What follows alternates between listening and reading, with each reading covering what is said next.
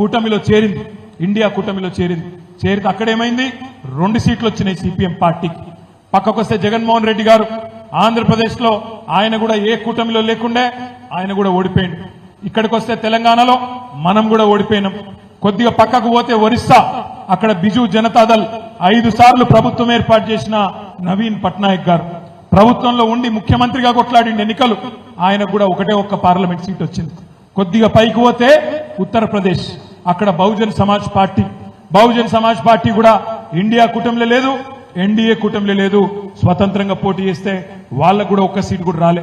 కొద్దిగా పక్కకు పోతే పంజాబ్ లా అకాలీదళ్ కూడా ఏ కూటమిలో లేకుండే వాళ్ళకు కూడా 1 సీటు కూడా రాలే.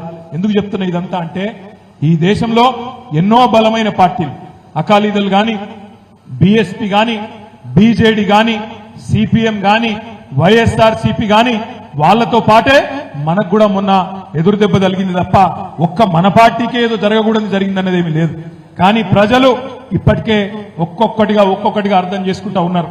మీరు చూస్తున్నారు, మన పిల్లలు, నిరుద్యోగులు ఎవరైతే నమ్మినరో కాంగ్రెస్ పార్టీ మాట, రాహుల్ గాంధీ స్వయంగా వచ్చి అశోక్ నగర్ హైదరాబాద్ లో ఎక్కడైతే కోచింగ్ సెంటర్లు ఉంటాయో అక్కడికి పోయి బ్రహ్మాండమైన స్పీచ్ ఇచ్చిండు.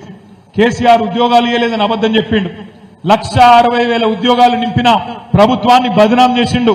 ఇంకొక 40,000 ఉద్యోగాలు ప్రాసెస్ లో ఉంటే అవి ఏవి జరగలేదంటే అబద్దాలు చెప్పి పిల్లలకు తీయటి పుల్లటి మాటలు చెప్పిండు.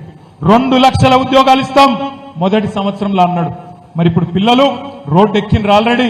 ఉస్మానియా యూనివర్సిటీలో, ఇతర యూనివర్సిటీలలో ఇప్పటికే ఆందోళనలు చాలు అయినాయి. గాంధీ హాస్పిటల్లో ఒక తమ్ముడు, మోతీలాల్ నాయక్ అనే ఒక తమ్ముడు నిరాహార దీక్ష చేస్తుంటే